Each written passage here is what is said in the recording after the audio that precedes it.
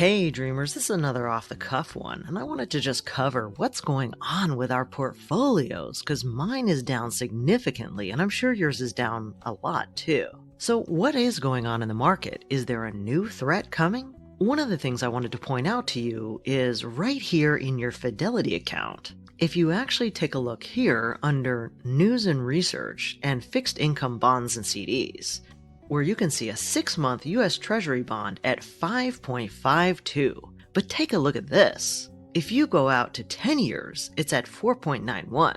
And if you go out to 30 years, it's at 5.06. And so tell me, how could a 30-year US Treasury bond be 5%, whereas a 6-month US Treasury bond is 5.5%? That doesn't make any sense, because typically you get paid more if you tie up your money for longer. And this right here is the crux of what is happening to the stock market and the bond market. And so you may have noticed headlines like this. The yield on a 10-year treasury reached 5% for the first time since 2007. And the reason why that matters is because it directly affects people around the world, because the 10-year treasury yield is really the centerpiece of the global financial system, and it helps set prices for all kinds of other loans and investments. For example, one that you've probably noticed is it makes it more difficult for you to buy a mortgage. So imagine what that does for businesses who are also trying to get loans. And this is going to put downward pressure on everything from stocks to those cryptocurrencies, and eventually could cause companies to start laying off more workers, and therefore the unemployment rate to rise. And in this article, it goes on to say that the Fed Chair, Powell, said that there are other factors contributing to the swift rise in the 10-year Treasury, and they include the US government deficit, which is going to require more federal borrowing. And essentially what that means, guys, is the US government is going to have to pay more to borrow money for 10 years. And here you can see a graph of the last 10 years of the 10-year Treasury yield and how low it reached in 2020. And you can see that it's higher than it has been in the last 10 years. And so then you might notice other articles like this. Bond sell-off has recession indicator flashing, new warning signal. And that essentially, when you see things like this, when the yield is lower in the future than it is in the short term, that's called an inverted yield curve. And Canadian economist Campbell Harvey has predicted every recession since World War II using this yield curve indicator. And so let's talk about recession for a minute, because some of us have lived through many recessions, while other newer investors, this may be the first or second one.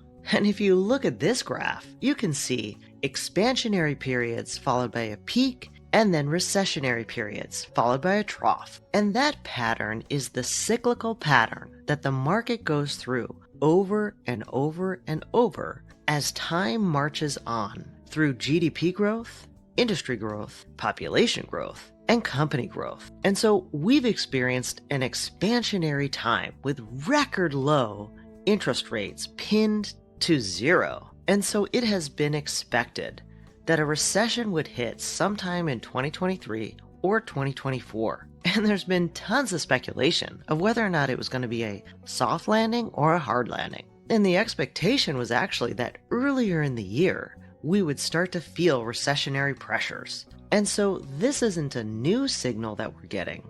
This is the signal we've been expecting to get, and it's been a little delayed. And so I wanted to show you this graph, which starts to explain which industries do well in expansionary times and which industries do well in contractionary times.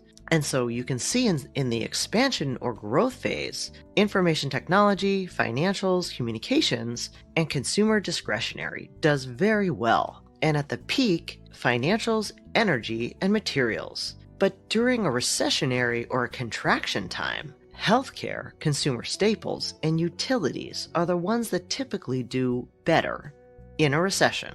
And quite honestly, industries like real estate tend to pull back, but then become outperformers as you exit the recovery phase. And that's why you see articles like this, the 6 industries that have the greatest risk of layoffs during a recession, which include tech companies, warehousing and transportation, as consumers begin to pull back on their purchases, Construction and repair, as again, the real estate or housing market slows a bit, manufacturing, wholesale trade companies, and real estate, rental, and leasing companies. So guys, what's the net out of this? Well, you could try to rotate out of expansionary sectors and into contraction or recession sectors, but my spidey sense is that we've already gone past that rotation mark. And then you could try to rotate into sectors in the recovery phase, like real estate and industrials. And certainly you could try to beef up your defensive position with healthcare companies, drug companies, consumer staples, utilities, and inexpensive retail. But again, you'd be trying to time the market. What am I doing as a long-term investor? Virtually nothing. I've got a high diversification of IT, financial, communication, healthcare, consumer staples, utilities, real estate, all of the above. And I know that each one is going to go through different cycles. And in some phases of the market, certain sectors will be higher. And I know through the expansion, peak, contraction, and recovery phases, there'll be different effects on different sectors. The key is to have a diversified portfolio that you feel comfortable in, that you are investing in companies that have a long-term trajectory, enough cash flow to cover the dividend, and a healthy business model to weather really any storm. And you might want to check out the video I made on how to pick a stock, which clearly identifies the different performance metrics to help identify what companies are strongest. So regardless of when we hit the trough, here in the later part of 2023 or early part of 2024, we will start to come out of that into a recovery phase. And I, for one, will be holding tight, riding the waves. So I hope that's helpful for you as you think through your moves in the market. Well, that's it for today. If you want a richer real-time experience with me, you can always follow me on Instagram or Twitter. And if you're doing your own research using Seeking Alpha, feel free to find the link below to subscribe if you want, no pressure. As always, I encourage you to do your own research, then implement and learn by putting it into practice. And as a reminder, I'm not a financial advisor, so keep in mind these videos are for entertainment and inspiration only. I'll see you on the flip side.